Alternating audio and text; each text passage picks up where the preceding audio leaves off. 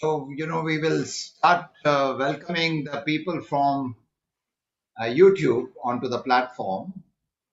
And I just want to say, Shiv, that it's so very nice to have you as a part of this program, becoming the best version of ourselves.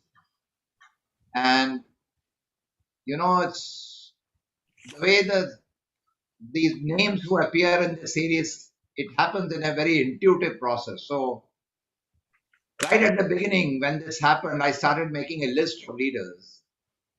And I first thought about you 6, 7 months back, and then I said, Shiv has appeared in the Soil convocation a few years back. He's been very kind to us in the past. May I also, and sort of again get him to Soil, and may I take the liberty of taking some more of his time. And that's how it first struck me. And then I said, okay, let's give it a few more months. And then eventually, 6, 7 weeks back, I wrote to you. So I'm so glad that we are very privileged to host you for the second time in a few years. And I must say that it's been such a wonderful experience. Even last time we heard you in our convocation, and to see you here. So I'm going to also start the webinar, because in a few seconds, people who have registered for the webinar will also start joining the program. And meanwhile, because we are together, it is such a joyful thing that the prodigal daughter of Soil returns to host. So Namrata, why don't you begin by introducing yourself to the audience? And thank you very much, Anil. First of all, thank you so much for the opportunity. A very warm welcome to Mr. Shiv Kumar. It's an absolute honor being here. I am actually from the first batch of SOIL. I graduated in 2010, so it was about 11 years ago. I made a full circle in my journey of ongoing learning, and I'm back to school at INSEAD now doing my second MBA. But alongside that, I've also completed 11 years in healthcare. I have worked with Johnson and Johnson and currently with Boston Scientific, based out of their Singapore office. Thank you, and I am really excited to what lies ahead in the next 1 hour of conversation. Welcome, Mr. Shivkumar. Thank you very much, Namrata. Wonderful. Thank you, Great to Namrata. hear. So Shiv, welcome to this program, Shiv. Wonderful. Great to be here, Anil. You've always been a wonderful friend. I've always been inspired by the wonderful work you've done in SOIL. I first met you in Hindustan Lever, I remember, 20 years ago. Okay, and then we were all in that Bangalore resort where you conducted that wonderful culture workshop for us, which was very much needed. Okay, so thank you for having me here, and I'm really delighted. Thank you. Thanks a lot, Shiv. When I thought about which are the virtuous leaders in the world who always think about serving the well-being of all, then your name came right up there, so, and I noticed that in the very first time we worked together in Unilevers and I met you, you were a very thoughtful leader. And so tell us, Shiv, where did it all begin? Tell us about your early life, your upbringing, your parents, family, early days. Tell us, where did the journey begin? Yeah, so I'm from Bangalore. I'm a Bangalore boy, okay? And I come from a family of bureaucrats and doctors. So it was a natural thing. I think we have some 25 doctors in the family and umpteen bureaucrats. It was only natural, or most people expected me to get into bureaucracy or be a doctor. And I remember my parents were very keen that I write the IAS. And after IIT, I had got into IIM. So then I went to my uncle, who was then the commissioner of police in Bangalore. And I told him, hey, you know what? Parents want me to do IAS, and then I've got this into IIM. What do you think? He said, look, you'll be the first guy to get into an MBA degree in the family. Go and do it.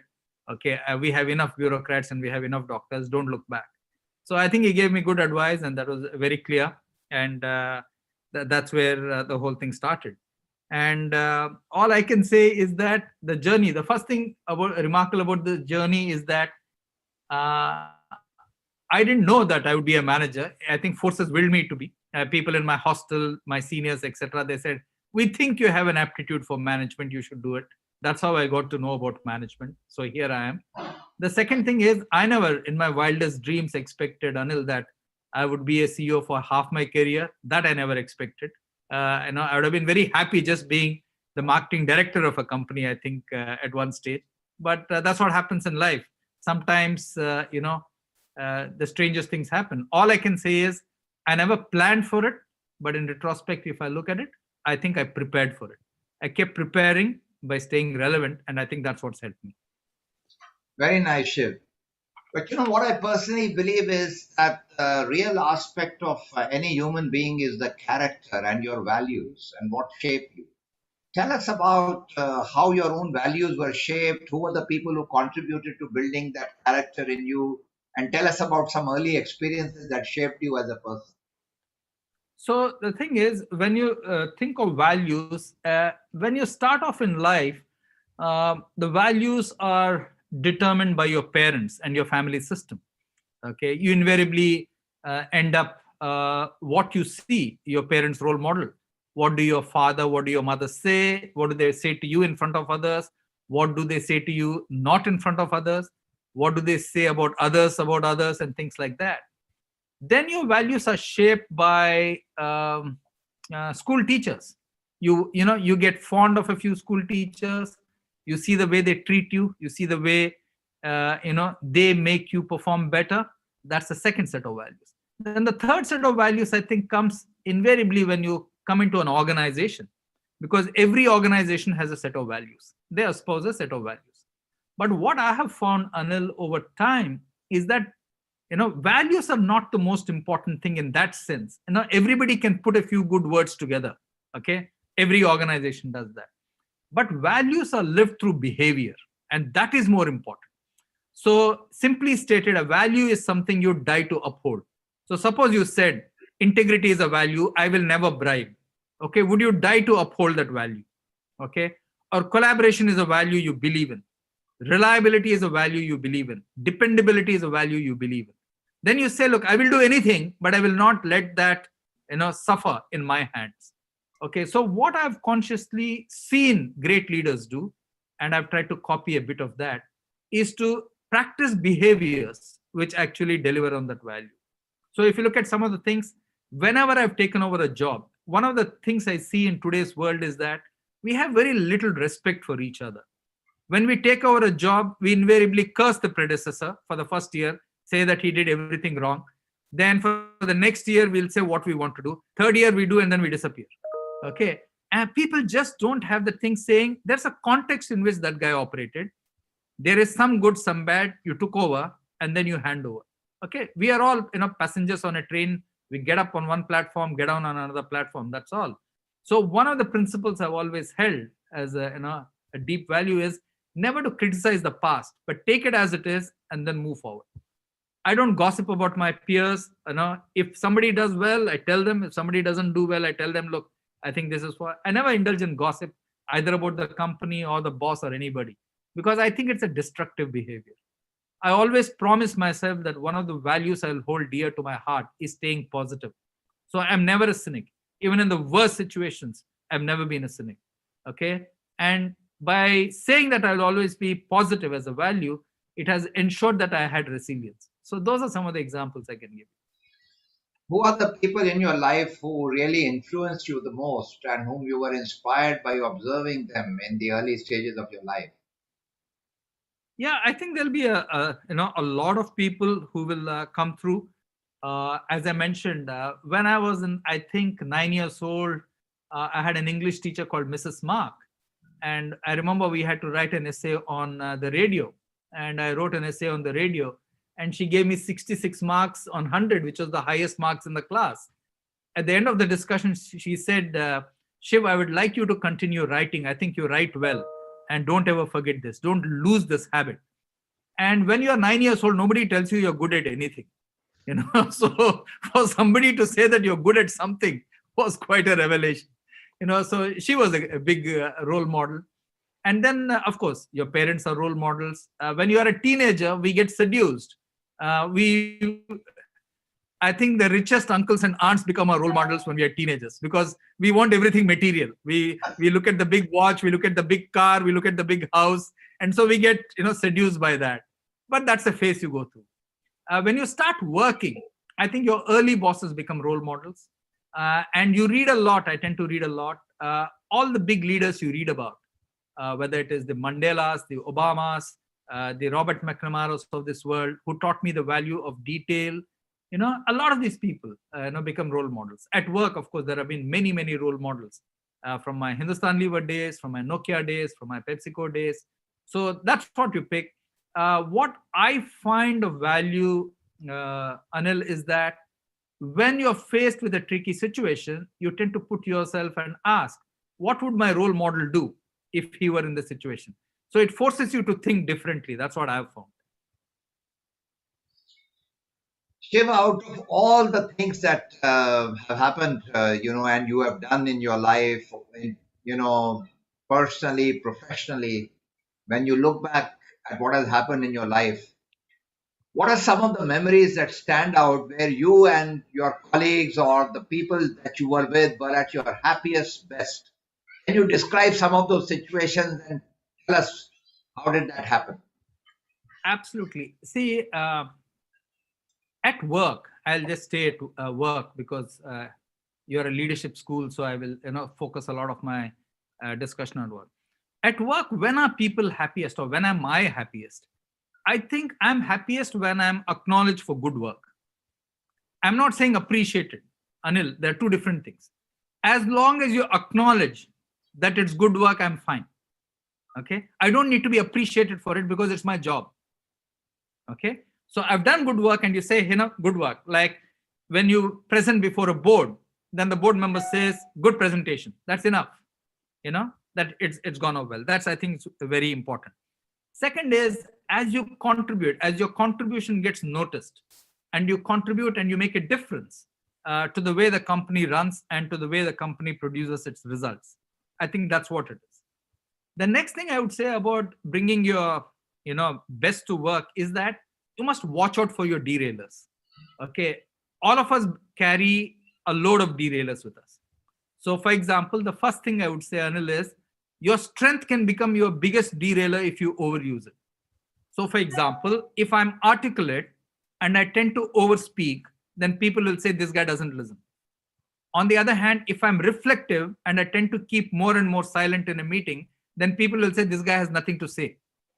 Okay. If I'm very good at government relations and I make every issue an issue of government relations, then people will say he's running a government relations department, not a company. So you have to be extremely clear that you do not bring your biggest strength into a weakness. The next thing I would say is everybody is ambitious. Ambition is good. It raises the bar, but it can become a serious derailer if you wear your ambition nakedly on your shoulder. Then others will pull you down. I think ambition for the team must precede ambition for yourself. So those are the kind of things which I would say bring the best of people to work, and those are the things to watch out for.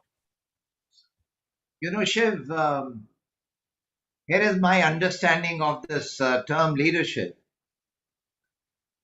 I understand from leadership that it's most important on how you lead your own self, the way you lead your own physical well-being, emotional well-being, the way you lead your own thinking process, the way you lead your own sense of purpose in life, so those aspects. So broadly speaking, we call it self-leadership. Now, my question to you is, in terms of self-leadership from this perspective, because people become fellow travelers with you, they join hands with you, if they notice that you are staying course on something which matters to you and also matters to them, right? So from this perspective, what are the early insights you got about leadership as you were growing up and as you began to work? And what has shaped your own leadership journey over time? Yeah, a great question, Anil. I would say, there are three parts to this whole journey of leadership. The first is managing yourself, which is what you asked, and I will address that. The second is managing your team, and the third is managing the company. And all three are important. But let us stay true to the question, which is how do you manage yourself? Believe it or not, Anil, 50% of the impression you make with your colleagues, with your people, with your ecosystem is based on how you manage time. So time is the most important ingredient when you're an individual. When I say time, it's not about whether if the meeting is at 6 o'clock, you attend it at 5:59. That's not what I mean. It's the deadlines you meet. If you say, I will send something to you by Tuesday, do you really do it? Do people need to follow up with you? If you manage your time well, I have noticed that people tend to give you a lot more leeway than anything else, because they see you as dependable, because time is such a scarce commodity for people. The second is your health. 2/3, I think many studies have said that 2/3 of what we have is hereditary. Okay, so what we can do is to just exercise properly. Okay, is to eat well and nothing else. Okay, that's what you can do, and that's what I try to do. The third thing is, how do you handle ambition? If you are excessively ambitious, people will tend to pull you down. That's what I've noticed. Society is a funny system on that. They applaud ambition, but they'll pull you down if you are overtly ambitious. Okay, if you perform, then I think they give you some license for ambition. Then another very important aspect, Anil, which a lot of people do not give due importance, is the relationship with the organization.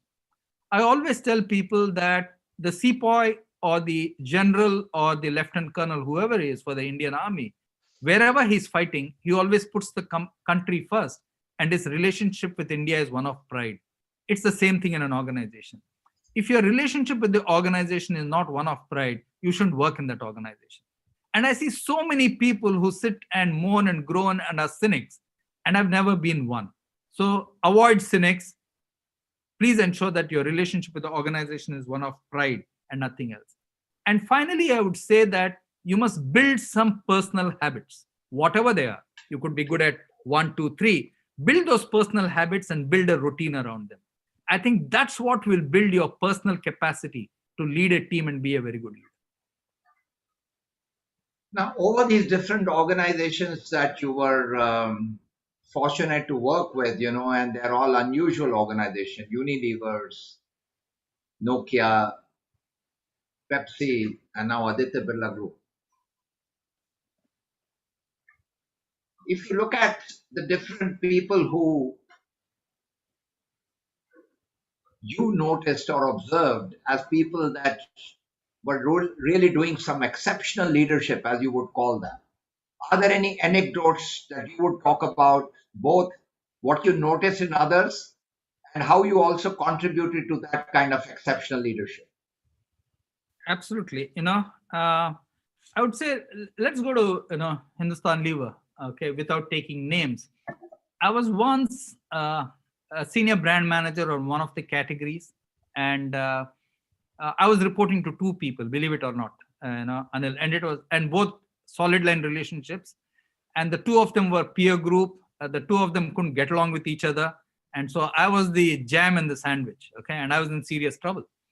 I was working 24/7, but I think both of them were not happy with me, because each felt that I was giving time more to the other project. Okay, so one of my bosses was going to Calcutta, and he said, "Can you guys come and present the next version of this project to me in the airport?" So we trooped off to the airport, me and the agency, and we presented to him.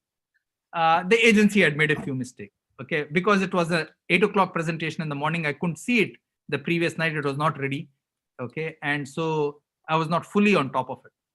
So I went to the airport, we presented to him. He was very angry that the agency had made these basic mistakes.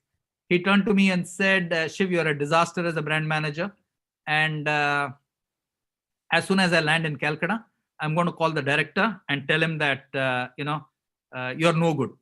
So I said, "Okay, fair enough. Okay, that's your call if you want to do it." Okay, so I went back to the office and I went to the other boss's room and said, "Hey, this is what happened this morning. I think this is terrible. I'm working 24/7 and this is just not accepted. Okay, and now what do you want me to do?" He said, "Don't do anything. You just go back to your room, continue doing your work," which was fantastic of that guy. But what that guy did next was what, really was amazing. He walked up to our, director's room and said, "This is what's happening to Shiv. It's unfair. We cannot let this happen to him." So believe it or not, Anil, before this other boss of mine landed in Calcutta, the director had issued a circular to say that I will no longer report to him, and this is what I will do. I said, wow, what a company. What a company. Imagine taking the side of a senior brand manager and saying what this guy is doing well, He is not at fault, but the leadership behavior is at fault. I said, hey, this is a company that I'm committed to. That left a very lasting impression on me. And the two people involved, I'm still great friends with them, and I really value them a lot. Okay, and there was another person who shaped a lot of my marketing thinking. I would say a person called Rishi Bhattacharya in Levers, outstanding marketing mind. We would have a fire. We'd go to Rishi and say, what, we need some answer. Then he would say, 29th of March, 2 p.m. But then he would spend time with you looking at the problem holistically. I think thinking about an issue structurally is something that one learned from him. Okay, so there are many examples like that, which I think the Levers of the late 80s, 90s was a fabulous organization in terms of leaders who did everything right for the company. Okay, I think that is, a great value that one learned. If I go to Nokia was all about collectivism. Okay, but that's a very Nordic thing. Okay, they're very low on praise, but extremely good, at bringing people together and working as a team. So I'd settled down into Nokia, and one of the consultants came to see me. He said, in 1995, when Nokia started the project, your current CEO was the project manager, and I was the guy from McKinsey who helped this project. I said, fantastic. Then I bumped into the guy in the corridor of Helsinki a month after that. He said, what, Shiv, your boss thinks well of you. I said, who? He said, your CEO. I said, why? He said, I told him I met Shiv and he's a good guy. Your boss said that, yes, Shiv is not a hiring mistake. That's the highest praise you can get from a Finnish CEO. Okay. So, Yes. So, and Olli-Pekka, who was our CEO, we did fantastic. I think we sold 6 million phones in June 2010 or so. Never been achieved before. Okay, I can tell you now because it's 10 years, this thing. And I remember Olli-Pekka calling me and say, celebrate for a minute and now think of July. That's the way the Finns were. So Finns had their own set of this thing. American companies are very different. American companies are very quarter by quarter led. And American companies are extremely focused on business results because the street, the stock market pushes them to that behavior. Aditya Birla Group, on the other hand, is an Indian multinational, okay, a large conglomerate with half its presence in India, half outside. A conglomerate by definition has many businesses. And what I need to learn here is all the things which are happening around the world could impact our businesses. You need to be on top of that. When I ran a country business or even an emerging markets business, I didn't need to worry about tariffs and things like that. So those are the experiences which shape you as you go through different organizations. So this brings me to the point of paradoxes. There are these very interesting paradoxes in our times. For example, on one hand, we want individual excellence. On the other hand, we want great collaboration. Then we want great innovation in a company, and yet we want process and execution excellence. So there are some of these interesting paradoxes which apparently appear in our lives. So how do you lead these very interesting paradoxes? It's like in India today. On one hand, we like people to be more disciplined, strong leadership. On the other hand, we say when that strong leadership has happened, we say we don't have freedom of speech. And there are always, India has got perhaps the biggest paradoxes in the world. We have the 19th century and the 21st century, which are coexisting at the same time. So in an organization, when you are a leader, there are so many paradoxes which you encounter. How do you lead these paradoxes, and how do you enable people to rise to see what these paradoxes are and how to lead with paradoxes? Absolutely right. Very well articulated, Anil. I would say you started with India, and India is a great example. At the heart of India is plurality. Okay, India is a plural nation in every sense of the word, full stop. It can never be a unidimensional country. It's rich because of its plurality. And the concept of a paradox in an organization is very similar to a plurality. There'll be shades of something else which will exist, full stop, whether you like it or not. Let me give you some of the ones which go through your mind. Do you micromanage or do you microsense? Okay. In a crisis, you micromanage.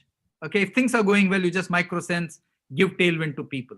Okay. That's a paradox which every leader deals with from morning 8 o'clock in the, when you start your work to evening 9 o'clock. Next, a very important paradox which I've never been able to resolve, Anil, and very difficult in the Indian context is you tell people, give me honest feedback, they don't give you honest feedback. So that's one of the biggest paradoxes of Indian management, because people don't want to tell you what's really on their mind. So over a period of time, when you ask many different people the same question, okay, then you get a sense of where the answer is. And that is something that's the only way you can resolve that paradox of people not telling you the truth as you want it to be told. Okay. Next is, we've always seen competitors as enemies. Can you collaborate with competitors? I have been great friends with all my competitors. I remember when I joined PepsiCo, I called Venkatesh Kinney, who was the CEO of Coke, and said, Venki, let's have a cup of tea. And we met for a cup of tea, and I said, Venki, I want to let you know, I'm not going to speak ill of Coke in any media interaction. I know the media will try and pit one against the other. I give you my word, I'm not going to do it. And Venki said, Shiv, I give you my word that I'm not going to do it too. So we had the best relationship. We never let anybody, pit one against the other. So much so that when he left Coke, he called me 2 days before and said, Shiv, I want you to know that I'm leaving, but I just thought you should know about this. So I think, if you're a good human being, you can be very good friends with your competitors. It's not about exchanging prizes and things like that. You don't need to do any of that, but you can be as good human beings. I've had very good relationship with all the categories that I have led with all my competitors, whether it's Motorola, whether it's Kevin Care, whether it's Tata Tea, whether it's Nestle, you name it. I've had very good relationship. And I think the ultimate, the last two paradoxes in business, Anil, are, do you see your peer group as your competitors? Are they your rivals? As long as you work at an absolute level, you don't need to worry about that. You will always do well. It's when you work at a relative level, when you say, I want to be better than the next guy who's sitting next to me, that's when you'll see them as competitors. And the last challenge I see for leadership is, do you want to be popular or do you want to be respected? I find many leaders going the popular route or the authoritarian route. I think I always chose the respect route, because true legacy comes out of respect. It doesn't come out of popularity. Popularity is about dole, it's about subsidy, it's about giving something today or being nice tomorrow, etc. But I think true respect comes when you do the right thing. So those are the paradoxes that I have seen. Very nice. Shiv, one of the questions we inevitably ask is, what have been some of the really most difficult moments in your life, the moments which you would call low moments? And it happens. So what have been some of those low moments? And if you can describe how you learned from them and overcame them. Absolutely. When you have a long career, Anil, one of the low moments will always be leaving a company where you have invested so much emotional equity, so much intellectual equity. Okay, there's no doubt about that. Okay, if you didn't feel emotionally low when you left a company, then you'd be a mercenary, right? You take the highest salary and go where you wanted. But I'm not made like that. So I think leaving Hindustan Lever was a huge low in that sense. It happened for whatever set of reasons. I didn't agree with the board on a very important decision. And ultimately what I ended up doing was right. And at least I had the satisfaction that, that my thought process was right. I think leaving Nokia was another low moment. And it's very funny the way, it started. I never thought I'd leave Nokia, because it started as a small company. We'd become the largest in India, the largest multinational, huge amount of activity in India, etc. And then I was running emerging markets. But Nokia chose the wrong operating system. And so we were severely challenged. And then I was working 48/7, but the Windows operating system was just not working. And so one had to leave and said, okay, enough is enough. And a lot of my friends at that point of time said, you should have left a year ago, and I didn't leave because I was so emotionally invested in it. And that's the lesson I would tell people. I think you need to step back repeatedly and ask yourself that question. Am I doing right? Or am I just doing this because I'm emotionally invested in it? But I think the big lesson I would take is, look at Nokia in 2013. All of us left Nokia. I was the last of the top 25 managers to leave, I think. We all left, but all of us have bounced back in our own ways and recharted our career paths. Vineet Taneja was CEO Dyson, Vipul Savarwal is CEO Luminous. There are so many of the guys who were my contemporaries and colleagues who become CEOs and done very well. I went to PepsiCo, then I'm at ABG, etc. Now, in business schools and in management articles, you talk of resilience. I can't think of a bigger example of resilience than what happened to us in Nokia. All of us bounced back. Basically because innately, I think we had some qualities in us, but more important, we refused to give up. We said we will bounce back. So here's a story I'm telling you, which is not theory, but which actually happened. Okay, we took the Nokia downfall in our stride, and we've all come back. I'm happy. I'm living to tell you the story happily and smiling about it. Thank you. My last question: what are the insights you are sourcing from this pandemic? And what is your own learning that you would like to share, especially with the young people on the platform today? Yeah. So let me look at the learnings in 3 parts. First, what's happening to society? In most countries, we have very low interest rates, we have high stimulus, we have high unemployment. So if you look at unemployment, on an average, unemployment is about 7% in the world. I think at the height of the pandemic, it was close to 15%. Okay, and there are salary cuts, XYZ, etc. Now let's look at the organizations. What's happened? Thanks to working from home, working from anywhere, working from the office, work has got distributed, but somebody has to integrate it. So I think the collaboration required has moved up dramatically in this whole period. Okay. Next, I would say that if you look at business models, almost by definition, digital has become the mainstream business model in every industry, or digital is one of the top 2 or 3 business models. Look at payments, look at education, look at health. Everywhere it's been a digital business model. Or look at fashion. Third, very important lesson: people have got tired of webinars. So if there are 100 people who sign up for a webinar, okay, Zoom statistics show that only 37% land up. Okay, so people are just getting tired. I think we've overused this mechanism. Okay, that's a lesson for me. I know I've done a lot of Zoom calls over the last 1 year, but this is the other lesson. The demands on leadership have gone up. You need to be much more of a visible leader today, thanks to the pandemic. Okay, either on the web or writing to people or whatever it is. All of us have had to reconfigure our cost base. Our fixed cost structure can no longer be what it was before. Okay, at an individual level, what I've seen and learned, Anil, is that people are worried. People are worried about their job. People are worried about their income stream.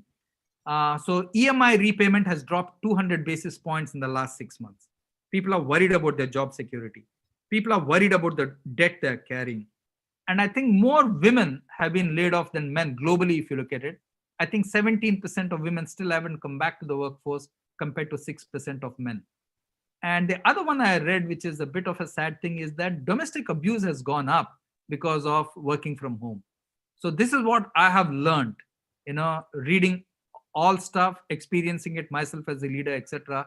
But I think overall, it has made all of us much more empathetic leaders. Thank you, Shiv. Namrata, question from you, and may I request the audience to ask questions so that Shiv could respond to your question. But Namrata, first question from you, and then you can start questions from the question box. Yeah. Thank you so much. Thanks for that, Anil. And actually, I will just build on the last question that you actually posed to Mr. Shivakumar. And my question is that you spoke and you've written extensively about culture as well, right? Organizational culture, how important that is, as well as in the right choices that you make.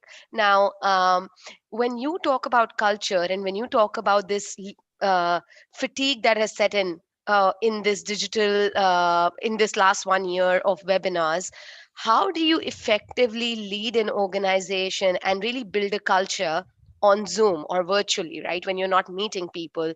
And you've spoken extensively about values are ones which you can actually show in action. So how do you really, really drill that down or live or build that culture around it when everything is virtual? Absolutely. Great question. And I have learned it myself over the last, 1 year of these webinars, Namrata. So let me tell you. One, I think be very, very good at time management. If you say the call is from 8 to 9, please keep it 8 to 9. Okay. One of the mistakes leaders make is that they land up at 8:30 and let the meeting drag on till 10:30, 11. Okay. That fatigue is one of the worst fatigues. Because remember, what I recognized was that, and some people are doing this, and some guys were cribbing to me on this.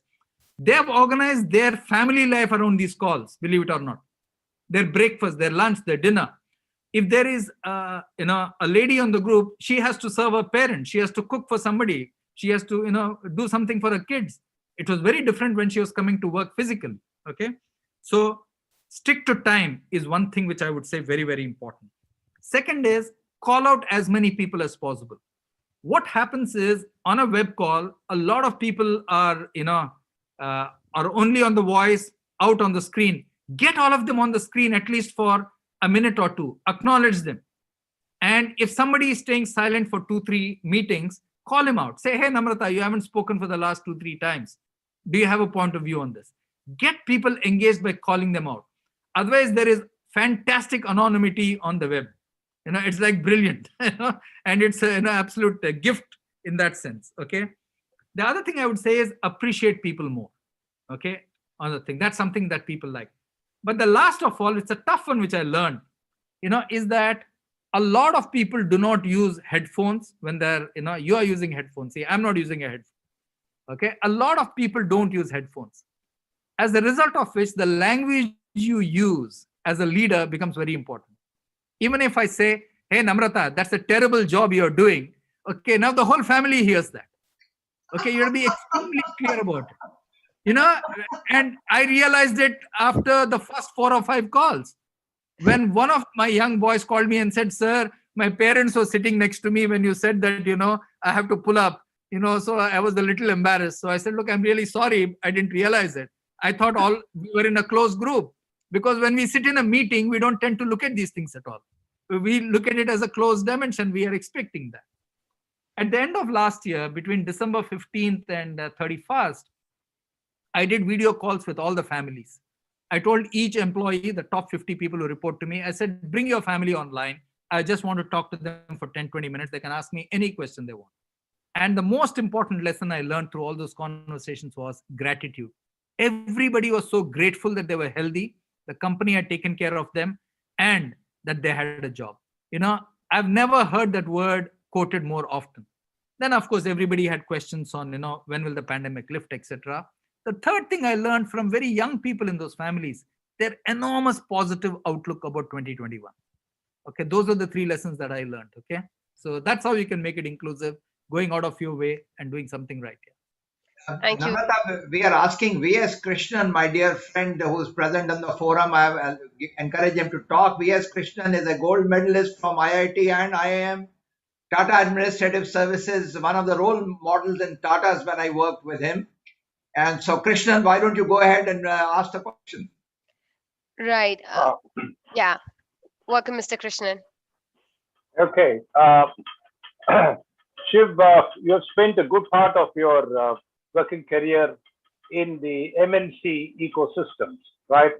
Whether it is the North American Pepsi ecosystem, the Unilever, or the Nokia one, which is entirely different. And now you're working with a very traditional Indian conglomerate, right? Now, on this topic of leadership itself, as a leader, how have you seen, this whole mix of ecosystems impinging on your leadership style, right? Where are the challenges? Where are the opportunities to contribute? What is the tweaking you have had to do to stay relevant, as you said, right? And important from the group's point of view. Yeah, sure. So I work for Anglo-Dutch multinational. I work for an American multinational. I work for a North European multinational. And today I'm working for an Indian organization, an Indian multinational.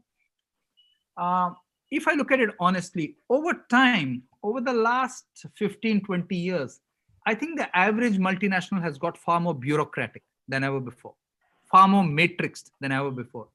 An ambition of 3 to 5% growth seems outstanding to most multinationals across the world. I'm not naming any company. And I find it surprising because if the world GDP is growing at 3 to 4%, okay, why would a multinational be happy with 3 to 4%? And when I look back at that and I look at the history of each of the companies, multinationals did exceedingly well when their local manager was empowered and he ran the company like an entrepreneur. The moment you put a matrix, the moment you are now solving everything to be 100% right, it doesn't work. So today, I think a lot of the companies are more worried about their reputation and less worried about results. As long as you follow the process and it's a tick in the box, then you cannot be blamed. I think that mentality has to change if global multinationals have to work hard. Second thing I would say is over the last few years, I must say at least in the last 5-10 years, at the senior most levels in global organizations, alignment has become far more important than doing the right thing because everybody is aligned. So people say, okay, today VS Krishnan is the CEO, okay, and he's going to leave in 21 or 22.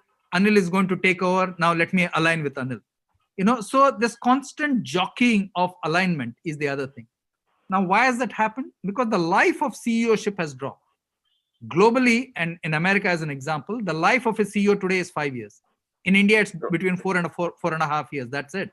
Okay. So everybody is trying to align to the next angle as opposed to doing what's right today and getting that right. If you look at Indian organizations, on the other hand, Indian MNCs, and you've been part of Tata's, okay, all these companies have been part of a historic Indian freedom movement, and they've all grown contributing to the organization. There is legacy, okay, and there are a lot of managers who have contributed to that legacy through sheer loyalty. So I think just as much important competence is in any organization, loyalty is just an equal force, and one cannot wish that away. Okay, loyalty in a global organization is not valued anymore to the same degree as it was, I would say, 10 years ago. Okay, so that's what I would say is is my leadership learnings, in terms of seeing a span across the world. Namrata, you may read now from the Q&A box. Yeah. Right. Thank you for that. And I think the next question is from Mr. Arun. And his question is that what are the top 3 habits you have inculcated for being the below mentioned characteristics? Always with fresh. Okay. So, what are the 3 habits that have helped you always have fresh insights? And secondly, your fresh, energetic PPT ideas. Where do they come from? So the first is read a lot, is what I would say. You must read a lot. My wife keeps scribbling to me, Hamsini, who Anil knows well. Hamsini keeps, in every book I bring home and I'm reading, she says, why do you read all these rubbish books? And she used to tell me this for many years and said, why don't you read a book of your own? Which I did finally. Then she would say, again, why are you reading this rubbish book?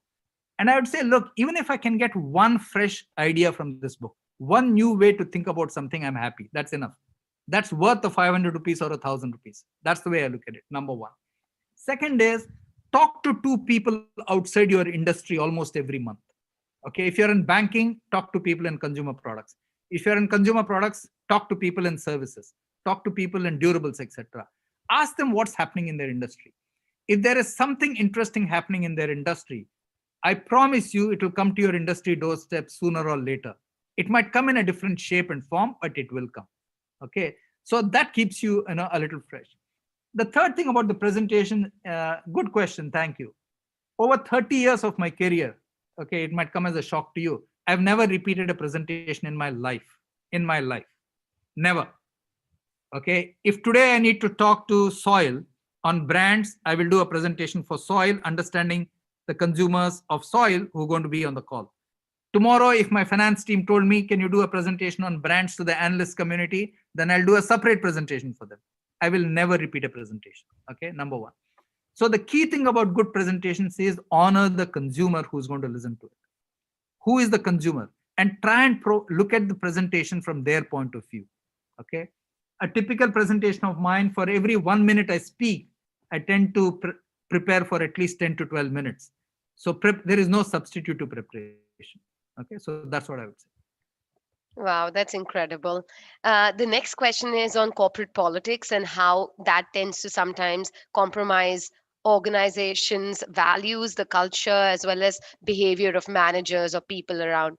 So, how do you deal and protect the organization from such toxicity?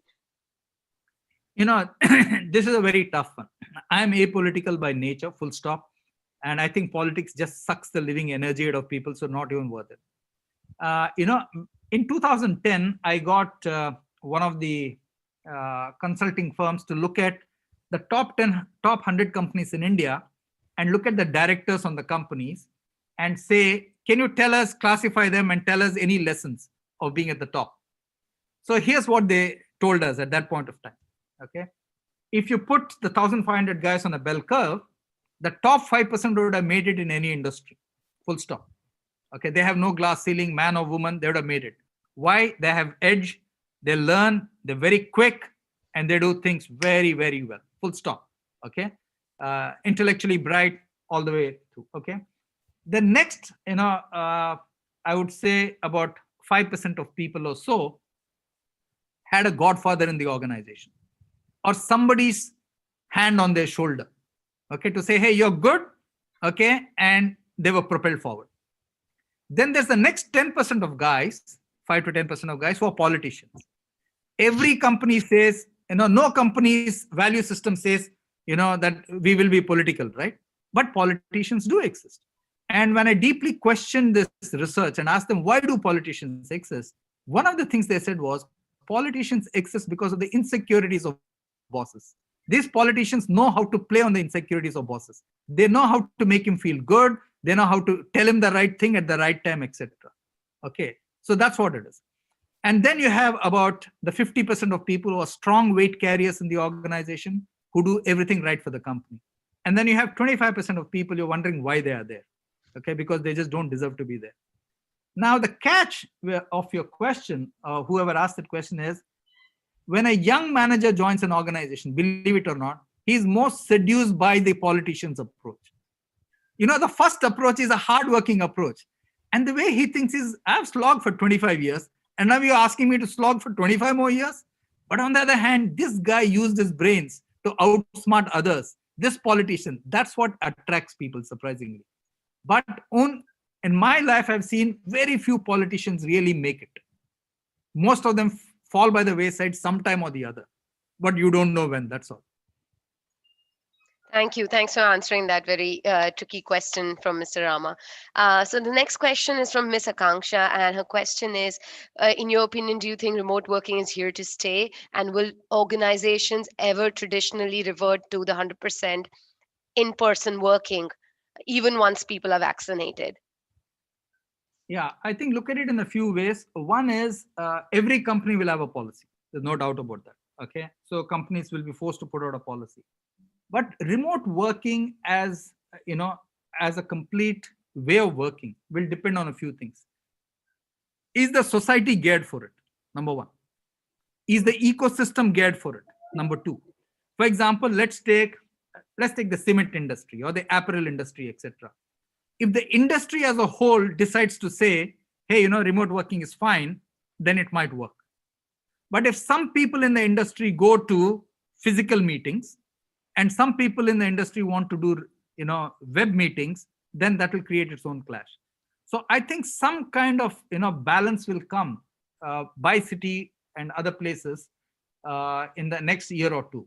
But I can almost certainly predict that cities which are bursting at the seams, like Bombay, like Calcutta, like New York, like Hong Kong, I think remote working is a complete boon. People used to travel for 2 hours to come to work in Bombay. Now they're so much more productive that you've given them back 3 hours. I think these cities almost certainly, I think remote working will become at least 2 days out of 5, almost without a shadow of doubt, because I think it's just improved the quality of work life for each of these people. Thank you for that. The next question is from Mr. Anil, and his question is more around, you have obviously led multiple private and companies as well, multinational companies, and would you ever consider taking up the role of a CEO of a large PSU? This is Anil Khandelwal, the former chairman of Bank of Baroda, whom Shiv may know. and a dear Thank you. friend.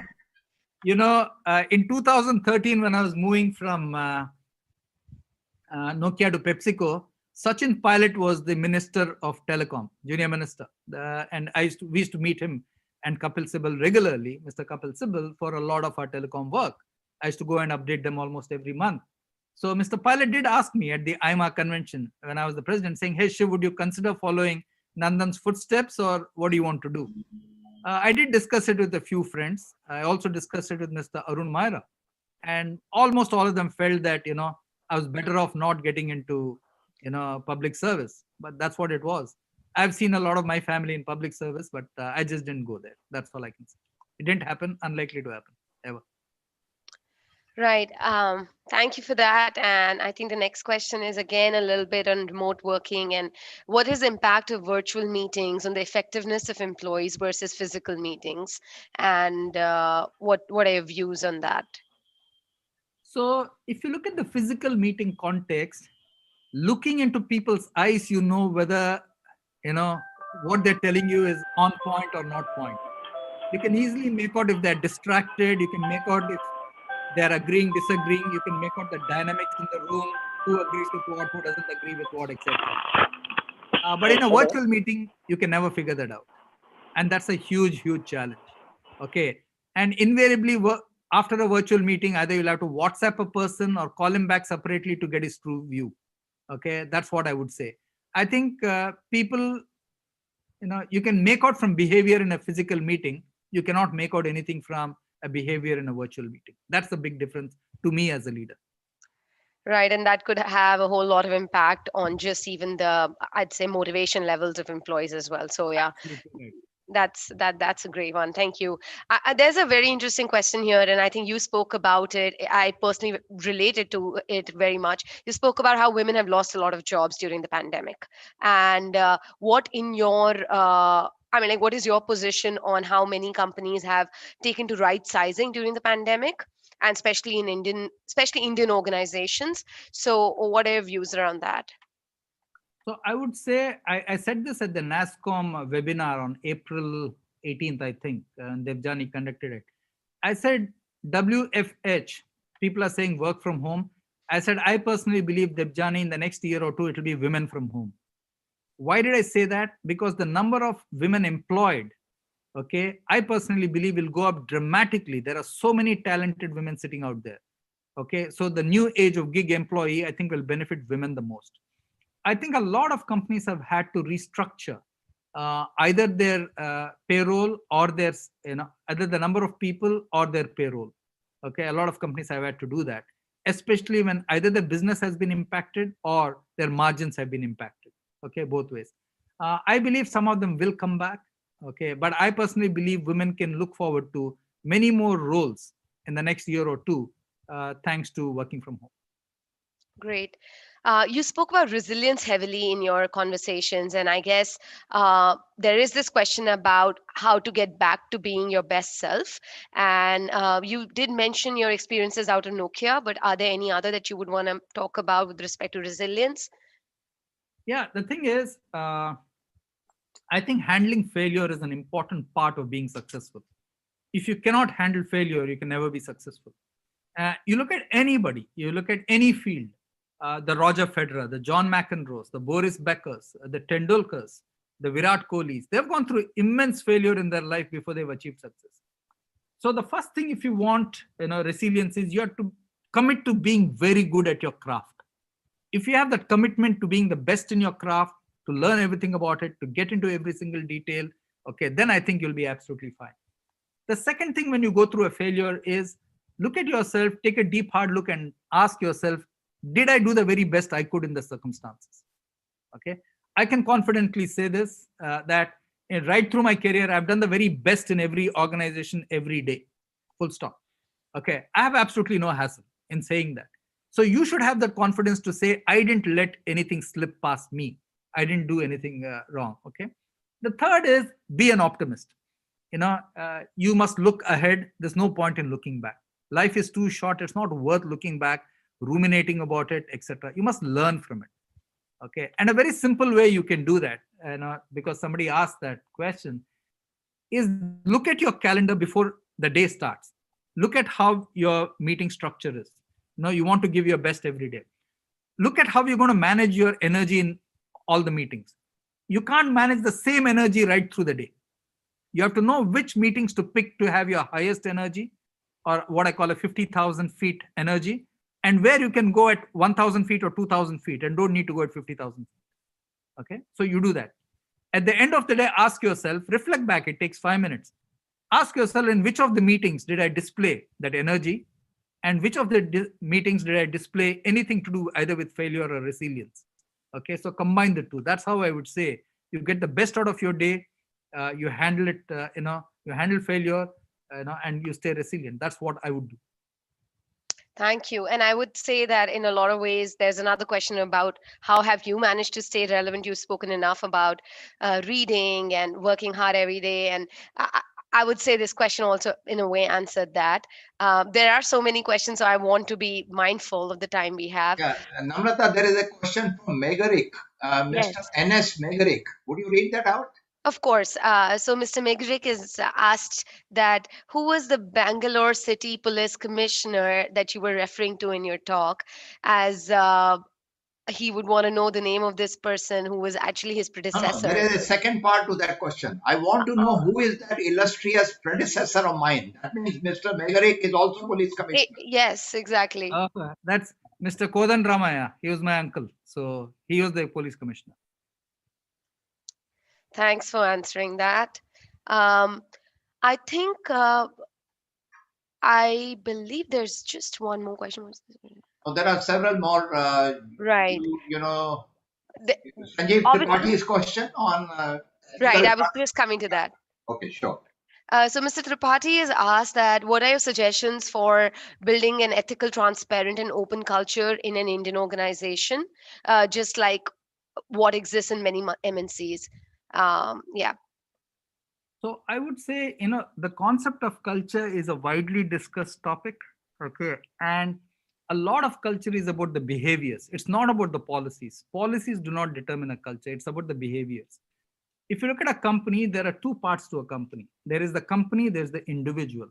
Most people, the company has policies. If you just read the policy out exactly as it is, then you become a company parrot. On the other hand, you have 1,000 employees. You cannot have 1,000 employee value propositions, but you need to treat each employee in a special manner and in a good manner. Okay, that's what's very, very important. So the culture is the smell of the place, and culture is best experienced through the behaviors that you display as an organization, the collective behavior of display, collective display of behavior. So in my experience, the top 10% of managers in a company need to actually display that behavior. So both in Nokia and PepsiCo, we would have offsites of the top 10% of people every quarter to discuss our culture. What do we truly value? What is happening? And people could be absolutely open about it and talk about it, and to say, this I didn't like, this I like, maybe we should do more of this, maybe we should do less of this. Okay, that's what it is. And one thing I'd like to say is that I have found that a large determinant of culture is inclusion. If you have an inclusive organization, you get diversity, you get openness, you get everything else. But if you have a diverse organization, does not mean you get inclusion. So I would say, if you really want a good culture, push inclusion. Okay, inclusion has many dimensions, which is collaboration, seeking people's views, okay, briefing them, debriefing them, marking them on mail. There are so many little things you can do in order to be more of an inclusive organization. And Namrata, time for you to share what are your insights from today's session, and then I'll sum up. Yeah. Right. We actually just have a couple of minutes. I had multiple insights, but honestly, I think what really struck a chord with me was there is no replacement for hard work. I think he's written a lot about that as well. And that's why he said that build a few habits, build a routine around this and stick to it. And people notice that. So people thrive off your energy when you have that. So to me, that was one of my biggest learnings. I thought there was something very interesting he said about ambition. He said that being ambitious overtly may not be a very good strategy. I think what he meant also was that your hard work will anyway take you there if you have the edge, if you have that drive to keep going, and then I think that will buy you the lessons for being ambitious too. So those were really my insights amongst the many others that I took away from this session. Thank you so much, Mr. Shiv Kumar. I hand over to you, Anil, for your Yeah, sure. closing. Thank you, Namrata. Thank you very much. You know, Shiv, here are the things I learned with you and in your presence today. One, the young Shiv who had all these bureaucrats and doctors in the family. And you chose not to get influenced by their path. And you chose to go and have a conversation with his uncle who said, you know, you are getting into management and, you know, no one else has done it. So go on your new path. And you listen to him. And you chose not to go to the path that your family was known for. So, the first insight, go and ask the person who will not reinforce the existing paradigm, but who will give you the freedom to ask new questions. So, wonderful. Second, early in life, you realized that when you have to work, there are three dimensions. First, manage yourself. And you said in managing yourself, what is so important is the way you train yourself on your health, in your daily habits, on your daily practices, because the discipline of a daily practice is so important for managing yourself. You then said, managing a team. And right through your conversation today, you have talked about the team in very different angles, but the one which will stand with me, will remain in my memory for a long time, is when this employee gave you feedback, your colleague gave you feedback, that when you said raise your game, and then his parents heard that and he gave you this feedback. Soon after that, you chose to call a meeting of all the family members in which you listened to them. You were not telling them, you were listening to them because you created space. And that is your way of saying, thank you for that feedback. I want to work on creating an understanding by appreciating what people stand for. Then you said a few other things about managing team. You said, you know, appreciating the right thing at the right time is so valuable. You also somewhere talked about the expression of gratitude being such an important part of life. And both are extraordinarily important. In fact, appreciation and gratitude, AG, is like the, you know, the symbol for silver. This brings a silver lining in our life if we consciously practice appreciation and gratitude. Then you talk about other aspects. You know, it's something very interesting. When you answered about global companies and you love working with leavers, you described that leaving as one of your low points, but you also said, I had a difference of opinion. The company was, some leaders in the company wanted one view. I had a different view, but I'm glad that for the sake of my understanding, because it was not proper for me to just say that this is acceptable. Even though you like the company, you love the company very much, you chose to walk away because it was important for you to express that you need space. The other thing you talked about different leaders and how much you learned from different people. But some of the qualities you talked about, you said the most important quality is honoring time. And the way you define time is very unusual. You said the way you honor time is that you honor your commitment. It's like commitment to commitment. When you people say, when you say something, you do it. You don't just say it and don't mean it. Later on, you talked about the paradox of Indian culture that people don't say what they mean, you know. But you said the real qualities of a leader is to do that. Later on, you said something which will remain again for a very long time. You said, every day I show up, I do my very best. And then I leave the rest. I don't worry about it because in my eyes, I say, I am doing the best. That's what really is important, you know. And Shiv, I have greatly admired you because every few weeks you send us a summary of the books that you read. You started this habit 15 years back. So many of my alumni, like Namrata, and my students and colleagues have benefited from your generosity. So thank you for that habit, which is making the world better because, you know, people don't have the time to read a book, but they certainly have the time to read those 10 or 15 slides that you sent. So thank you for making all of us more educated and all of us much more aware through your reading. And all the very best, Shiv. Grateful for your presence today. God bless. All the Thank, best. thank you very much. Have a Thank you great very much, evening, you Anil. all. As Thank always, you. you're a fantastic friend and a great human being.